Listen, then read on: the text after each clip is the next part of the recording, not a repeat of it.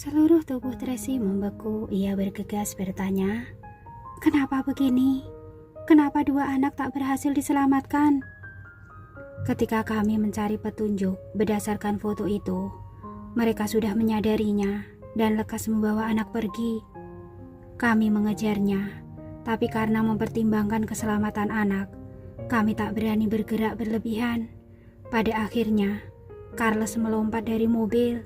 Kami baru berhasil menyelamatkannya, tapi Carlos tetap dibawa oleh mereka. Jeff menceritakan kejadian yang terjadi. "Carlos lompat dari mobil?" Tracy buru-buru bertanya. "Iya, baik-baik saja." "Ia melompat ke semak-semak, ada sedikit luka luar, tapi tak terlalu parah," Jeff berkata. "Sekarang aku sudah minta orang mengantarkan Carlos kembali. Aku akan mengejar Carlos. Aku akan segera menjemput kalian." Setelah menutup telepon, Tracy sangat bersemangat dan buru-buru minta Naomi menyetir berkumpul dengan Jeff. Naomi terus menenangkannya. "Nona Tracy, jangan cemas. Anak-anak pulang adalah hal baik. Sekarang Kak Jeff masih mengejar mereka. Percayalah, Carlos akan segera ditemukan." "Iya." Tracy berusaha agar dirinya tetap tenang. "Awalnya, aku berencana pagi-pagi sekali pergi ke kota Yuling mencari mereka. Tak disangka, Jeff langsung menemukan lokasi mereka berdasarkan petunjuk tadi." "Berarti petunjuk itu ada gunanya," ucap Naomi. "Artinya, Jeff mereka sudah mencari dari sekitar. Petunjuk dari foto itu mempercepat mereka menemukannya." Tracy mengenyitkan kening. "Tapi Samuel benar-benar hebat. Ia pasti melihatku muncul di hotel. Ia tahu Billy membocorkan rahasia, makanya langsung meminta pengawalnya memindahkan Carlos dan Carlos." Ternyata begitu. Naomi jadi paham. "Tapi kenapa ia bisa tahu Billy bertemu dengan Anda di hotel?" "Billy si bodoh itu mengira dirinya dapat menyembunyikan apapun. Sebenarnya segalanya tetap berada dalam kendali Samuel." Tracy lanjut menganalisa. "Sebelumnya, ia dapat membocorkan sedikit petunjuk padaku. Kurasa selanjutnya akan sangat sulit. Kedepannya, Samuel pasti akan mengawasi pergerakannya dengan ketat, lalu secepatnya mencari peluang menikahkan Billy dan Friska. Jadi, ia sudah tak bernilai lagi bagi kita." Naomi berekspresi jijik. Meskipun ia berwajah sama dengan Tuan Daniel, tapi otak dan jiwanya sama sekali berbeda. Ia benar-benar rendahan sekali. "Malam ini, kakak mencari Samuel. Samuel pasti akan lebih waspada. Kedepannya demi menghindari perubahan situasi, ia pasti akan mempercepat rencananya." Tracy menganalisa, hatinya semakin lama semakin tidak tenang. "Tapi Carlos berada di tangan mereka. Aku tidak akan melakukan apapun, juga tidak bisa mengatur perusahaan. Jangan-jangan harus melihat begitu saja perusahaan jatuh ke tangan orang lain." "Sayang sekali," Naomi bertanya. "Tuan tidak akan bertindak. Kekuatan kakak terletak pada keterampilan bela diri dan kemampuannya memerintah. Ia tidak terlalu ahli dalam perang bisnis. Belum lagi, ia terlalu sibuk mengurus urusannya. Sekalipun ia ikut campur, takutnya tetap sulit." Tracy mendesah. "Jadi, hal utama yang harus dilakukan adalah menyelamatkan Carlos dulu." "Benar, kita selamatkan Carlos dulu," Naomi mendesah. "Jika Ryan bisa sadar lebih cepat, maka ia dapat membantu masalah bisnis." "Oh ya, sekarang sudah jam berapa?" Tracy lekas melihat jam tangan. "Sudah pukul 1:30 subuh. Entah tabib dewa datang atau tidak." "Aku tanyakan," tanya Naomi. "Jangan membuatnya waspada," Tracy berkata sambil mengenyitkan kening. "Coba telepon Paula." "Baik." Naomi lekas menelpon Paula. Tak ada yang menjawab telepon itu. Tampaknya sudah datang. Tracy menghela nafas lega, kemudian ia memikirkan sesuatu dan bertanya lagi. Oh ya, resep obat yang sebelumnya ditinggalkan tabib Hansen. Apa ada di Rian? Ada di kamarku. Naomi buru-buru berkata. Sebelum terjadi insiden dengan Rian, ia terus membawa resep obat itu kemana-mana. Kemudian saat di rumah sakit, aku menemukannya ketika sedang menggantikan baju. Aku takut hilang, jadi aku simpan di dalam lemariku. Gawat, baru ingat hal ini. Tracy menepuk kepalanya. Seharusnya dari awal aku memikirkan hal ini. Apa? Naomi tertegun sejenak baru bereaksi. Maksud Anda, tabib dewa akan mencari resep obat itu? Sekarang ia sudah merawat Daniel selama 20 hari. Selama ini Daniel tak diantarkan pulang. Mungkin karena ada kendala dalam pengobatan. Resep obat tabib Hansen mungkin akan berguna saat ini. Mungkin ia juga sedang mencarinya. Tracy berspekulasi. Kalau begitu, malam ini aku kembali dan menaruh resep obat di baju Rian. Naomi lekas berkata, beberapa hari ini ia akan terus datang kan? Iya. Tracy menganggukkan kepala. Tini masih belum sembuh. Tabib dewa pasti datang. Kalau begitu masih ada kesempatan. Naomi menghela nafas lega. Aku telah menerima lokasi Jeff. Orang-orangnya sedang mengawal Carlos pulang ke villa sisi utara. Sekarang mereka masih di area Yuling. Cepat sedikit. Baik. Ketika hari terang, Tracy bertemu dengan anak buah Jeff di persimpangan kota Yuling dan kota Bunaken. Ia menjemput Carlos. Carlos mendapatkan trauma dan terluka parah. Ia sudah tak sadarkan diri. Hati Tracy sakit sekali melihat sekujur tubuhnya terluka. Ia memeluknya erat dan tak bisa menahan diri menangis deras. Nona Tracy, kami sudah memeriksa. Carlos masuk angin dan terkena flu berat. Juga ada luka luar. Tak ada hal yang serius, tapi kita harus bergegas ke rumah sakit. Pengawal melapor. Minta Dokter Heidi siap-siap, kita segera pulang. Tracy berpesan pada Naomi. Baik. Naomi menelpon Dokter Heidi lalu berkata kepada Tracy, Nona Tracy, Dokter Heidi bilang ia tak ahli mengobati anak-anak. Lebih baik minta Dokter Lily datang. Di saat seperti ini, takutnya Lily tak bisa datang. Tracy agak kesulitan tetapi ia tetap menelpon Lily. Telepon dengan cepat tersambung, terdengar suara Lily. Nona Tracy. Lily, kita baru saja menyelamatkan Carlos. Sekarang ia demam. Aku ingin memintamu datang memeriksa. Apa kamu bisa? Tracy mencoba bertanya. Carlos sudah berhasil diselamatkan. Bagus sekali. Lily berseru kegirangan. Beberapa hari ini aku terus memikirkannya, tapi sayangnya aku selalu diawasi. Jadi tidak bisa membantu. Sekarang mengobati Carlos tentu bukan masalah. Kalian di mana? Sedang dalam perjalanan kembali ke villa sisi utara. Dalam 1 jam aku akan tiba di sana. Nona jelaskan keadaan Carlos dulu. Baik. Tracy membawa Carlos kembali ke villa sisi utara. Lily sudah menunggu di persimpangan. Ketika melihat mobil mereka, ia lekas berlari keluar dari hutan sambil menjinjing tas medis. Nona Tracy. Dokter Lily. Naomi membuka pintu mobil membiarkan Lily masuk. Lily membuka tas medis di dalam mobil dan memeriksa Carlos. Untuk sekarang, situasinya tak terlalu buruk. Hanya flu parah dan luka luar.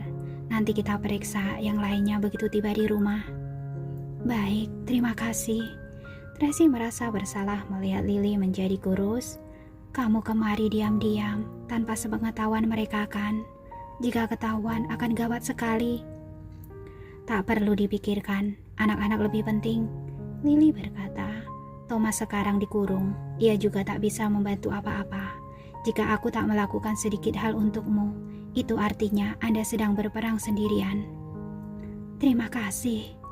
Tracy sangat berterima kasih. Orang sendiri tak perlu bersikap sungkan padaku. Lily bertanya lagi. Oh ya, mana Carlos? Carlos masih belum berhasil diselamatkan. Hati Tracy sakit teringat Carlos. Kali ini hanya berhasil menyelamatkan Carlos. Semoga Carlos baik-baik saja. Lily mengenyitkan kening. Aku juga terus mencari petunjuk, tapi pengawasan mereka sangat ketat. Aku belum menemukan apapun. Aku paham. Tracy menganggukkan kepala. Kamu berniat baik, itu sudah cukup. Di saat ini mobil masuk ke dalam villa sisi utara. Dr. Heidi membawa perawat untuk mengantarkan Carlos ke ruang medis. Lily memulai mengobati Carlos dengan dibantu para perawat. Paula sangat senang ketika mendengar Carlos berhasil diselamatkan. Ia lekas datang memeriksa keadaan. Naomi melihatnya penuh energi, mau tak mau bertanya dengan kebingungan. Semalam, kamu tak menjaga Tini. Aku meminta yang lain menjaganya. Aku merasa seperti ada sesuatu di luar. Jadi aku berjaga di taman. Jawab Paula. Lalu, apa terjadi sesuatu? Naomi lekas bertanya. Tidak, hanya Roxy terus berkicau. Ucap Paula. Naomi menatap Tracy. Tracy beralasan. Paula, kamu tetap di sini. Aku pergi lihat Tini. Naomi, ikut aku. Baik. Kedua orang keluar dari ruang pemeriksaan lalu pergi menuju ruang medis lainnya melihat Tini. Baru saja tiba di pintu masuk, ia mendengar suara serak Tini. Mami, Mami, aku ingin Mami. Tracy bersemangat di dalam hati, ia lekas membuka pintu. Ternyata Tini sudah sadar. Di saat ini Dr. Heidi sedang memeriksanya. Tini, Tracy maju dengan gembira dan memeluk Tini. Bibi. Tini masih lemah untuk saat ini, tetapi ia sudah lebih baik dari sebelumnya. Bibi, kepala aku sakit sekali. Kamu akan segera sembuh, Tini. Tracy mengecup keningnya dan menghiburnya. Sekarang kamu sudah bangun. Beberapa hari lagi sudah bisa bermain dengan Winnie dan Pitty. Juga ada Kak Carla. Benarkah? Wajah Tini langsung tersenyum cerah ketika membayangkan dapat bermain bersama Carla, Winnie, dan Pitty. Bagus sekali. Tini. Di saat ini Carla, Winnie, dan Pitty yang mendengar kabarnya berlari masuk. Wah, Tini sungguh sudah bangun. Bagus sekali. Ketiga anak lekas mengelilingi Tini dan berbicara tak berhenti. Tini, akhirnya kamu bangun. Aku menyiapkan banyak permen untukmu. Tini, semalam aku pergi memetik anggul. Nanti aku buat jus anggul untukmu. Tini, kakak buat dompet kecil untukmu. Terima kasih, Kak Carla. Terima kasih, Winnie, Pitty. Tini merasa senang seketika hidungnya berair dan matanya memerah. Kalian sungguh baik. Tunggu aku sembuh. Kita main bersama. Iya. Anak-anak mengelilingi Tini dengan gembira. Tracy berjalan ke sisi lain dan memeriksa sekeliling dengan diam. Di dalam kamar tak ada jejak yang aneh, tapi ia merasa semalam tabib dewa pasti datang. Jika tidak, Tini tak secepat ini bangun. Dr. Heidi mendekat dan berkata, Nona Tracy, semalam kedua perawat itu tertidur lagi. Aku rasa mereka sangat tak bertanggung jawab. Orang seperti mereka tak bisa dipekerjakan. Kamu harus mempertimbangkannya. Aku tahu, terima kasih.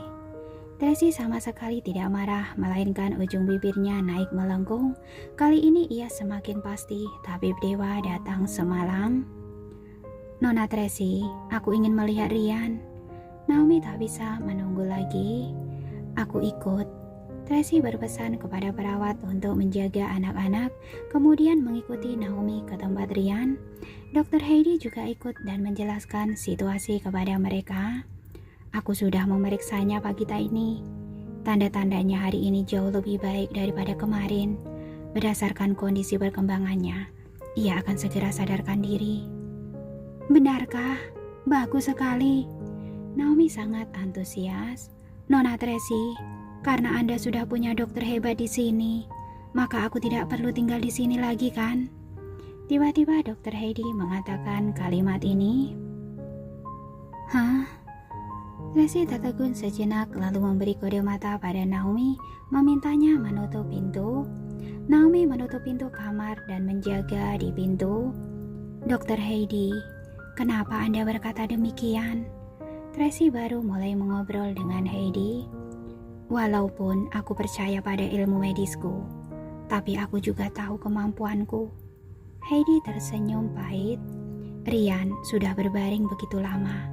Operasi juga telah dilakukan. Tetapi selalu ada kendala dalam perawatan. Kenapa 2 hari ini ia tiba-tiba membaik? Dan juga Tini. Karena perlengkapan medis tak memadai, aku sudah kehabisan akal. Tapi setelah 2 malam ini, ia tiba-tiba membaik. 1 orang membaik mungkin adalah keajaiban. Tapi 2 orang membaik dalam waktu bersamaan, pasti ada dokter ajaib yang ikut campur. Ini, Tracy tak ingin Dokter Heidi mengetahui masalah tabib dewa, tapi ia juga merasa tak bisa menjelaskan. Setelah terdiam beberapa saat, ia berkata lagi, sebenarnya ini tidak penting. Kakakku mengundangmu untuk menyembuhkan Tini.